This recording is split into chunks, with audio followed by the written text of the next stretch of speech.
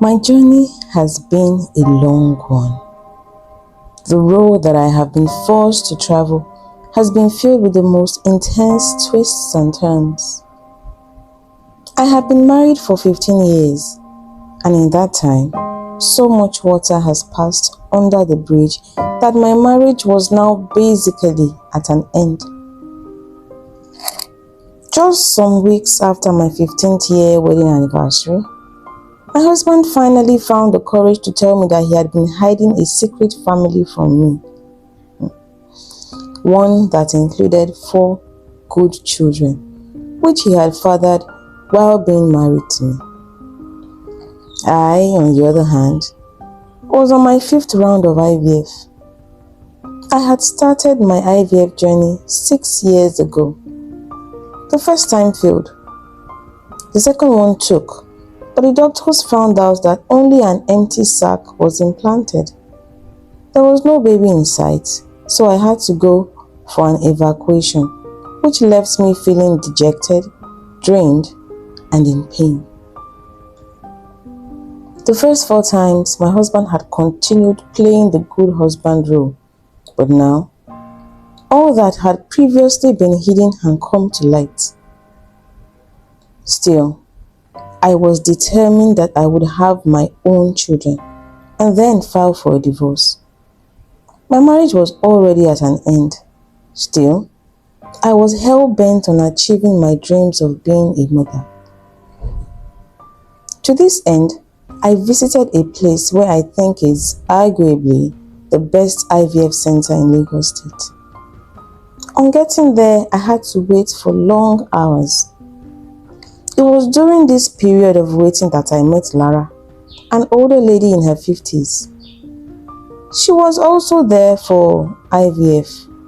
We exchanged stories and quickly became fast friends after I found out that she was also on her 5th try at the procedure. My new friend could not have been better for me. Lara was one of these women who stay firmly rooted in their faith despite whatever may be going on in their lives. Her stoicism grounded me, and she was able to talk me through many of the challenges that had beset my mind. She encouraged me and quickly became a pillar of strength and support for me. I and my friend were thrilled when we found out that we had been batched together for IVF. This meant that we would be able to undergo the procedure at the same time and would therefore be able to stay as support for each other throughout the pregnancies. We were even imagining how close in age our children will be, practically twins from different mothers. However, our fantasies were roughly cut short one sunny day in July when Lara came to me with tears in her eyes. Her voice faltered as she told me that the doctors were refusing to allow her undergo the IVF procedure. She said that they were citing her high blood pressure, diabetes, and rising thyroid hormone levels as the reasons for their decision. Lara sobbed while explaining to me that at 54, the doctors were convinced that the risk was too high and that it would be best if she considered surrogacy instead. Despite her pain, Lara still stood unshaken in her faith that her God would give her what she wanted. Her favorite quote, "What God cannot do does not exist," still echoes in my mind till this day. My friend vowed to take the necessary steps to take care of her health conditions. She stayed determined to reach the best health so that she could still carry her baby by herself. As a result of this development, we could not have our IVF procedures at the same time. I had mine done in July, and when I finally went for the testing, I could feel myself fall to the ground under the weight of the news that my IVF had once again failed. I sobbed, great, big, racking tears choking through my throat. In all, Lara stood by me. She held me tightly against her chest as she consoled me and encouraged me not to give up. My friend burst into a huge smile when she told me that she had taken care of her health conditions. She told me that her blood sugar and blood pressure were now fine. Even her thyroid issues were now under control. She informed me that she had now been able to convince the doctors to give her their all clear, even though it was reluctantly given. This time around, we prayed together. We stayed banded together as support for each other. We were once again badged together for the process, and we even underwent the IVF at the same time. God smiled on us. Every single person in our batch this time around got pregnant. All our IVF procedures were successful. I was elated, overjoyed. My marriage was still on the rocks. I and my husband were not even on talking terms, and I had even had to use frozen fertilized eggs which I and my estranged husband had provided back when the going was still good. But now, despite all this, I was en route to finally becoming a mother. For Lara, the joy that poured out of our hearts knew no bounds. Here she was. My 54-year-old friend was pregnant for the first time in her entire life. We became even closer than before. We registered at the same hospital for antenatal care. Our baby shopping was done together, and we continued to stay in the place of prayer for and with each other. More good news came when we went for our ultrasound scans. I was carrying twins, while Lara was carrying a single baby. Our combined joy went through the roof. I was at a great place despite being separated from my husband. I was healthy, happy and pregnant. And I also had the best friend ever who I daily thank God for bringing my way because her support, care and advice had been pivotal in my journey. The month slowly wound down and the day finally came. We chose the same day for our elective cesarean section so that our children would grow up with an extra tight bond of being born on the same day.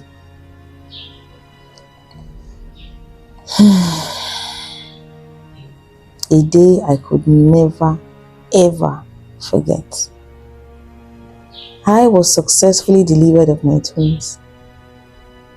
I had been wheeled back into the wards. The nurses, all busy with their duties, hustling to ensure my comfort and that of my babies. It was during this organized chaos that I asked after my friend. How was she? Did she end up having a boy or a girl? How was the baby doing? All my questions were met with averted eyes and hushed voices. I could not seem to shake this funny feeling that I was having, as if something had somehow gone horribly wrong.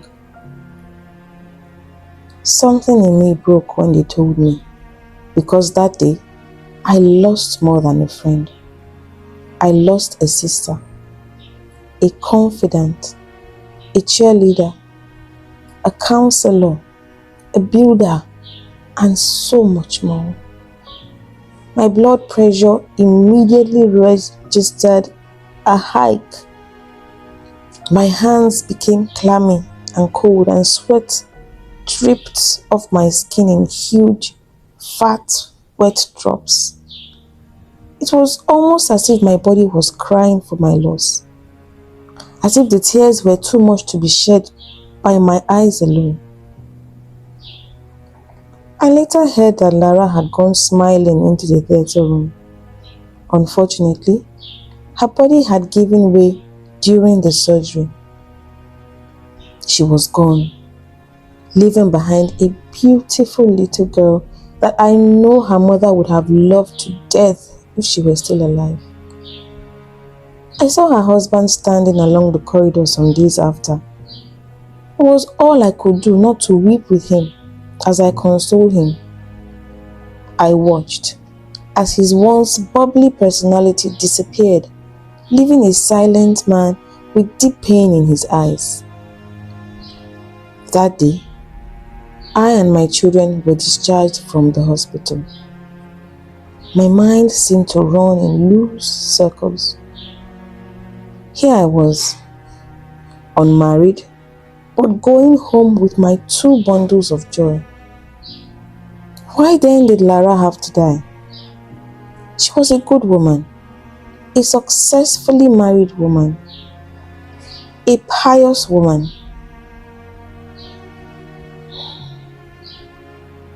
As my mind mulled over everything, a few facts dawned on me.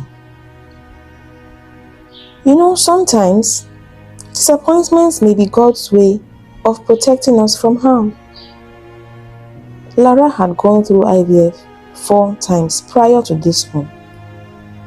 Could it then be said that all those failed IVFs were God's way of keeping her safe and alive?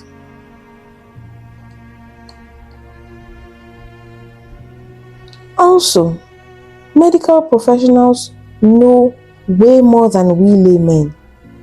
So if they suggest the best course of action concerning a thing, it is best that we follow the doctor's advice. Because who knows? There was a higher chance that my friend would still be alive today if she had taken the advice of surrogacy. I felt so much pain that after over 20 years of waiting, Lara had not even been able to see or hold her baby before her death. I went home, but my heart was confused. Are multiple failed IVFs a sign from God to try another means of becoming a parent? I also had multiple failed IVFs. At what point do you decide that this is a sign to stop and to try another method? At what point do you know exactly what to do when faced with such situations? Right now, I am finalizing my divorce. My life has taken shape, and I am moving on with my twins. Still, the question remains, is a series of failed IVF a sign to give up? Or is it just a signal for us to press harder till we reach our desired destination?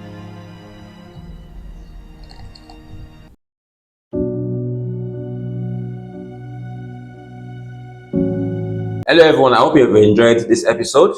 It's the reason for this is for you guys to learn from people's stories, their mistakes, their ups and downs, and to empower you to make the right decision.